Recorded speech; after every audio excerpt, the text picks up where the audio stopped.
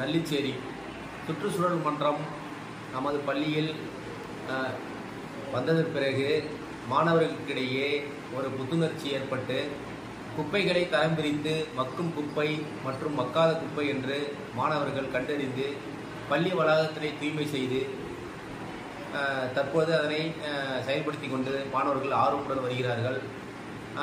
தற்பொழுது நம்ம அரசினுடைய ஆணையின்படி காய்கறி தோட்டமானது அமைக்கப்பட்டு சிறப்பான முறையில் நமது பள்ளியில் செயல்பட்டு கொண்டு வருகிறது. மாடியில் தொட்டியில் நிறைய விதைலாம் போட்டுருக்கோம். நாங்கள் நிறைய விதை போட்டு சத்துணவுக்கு ஏற்படுத்திக்கிறோம்.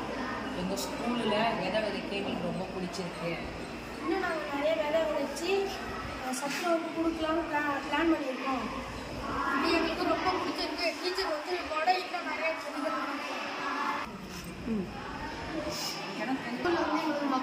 மக்காத குப்பை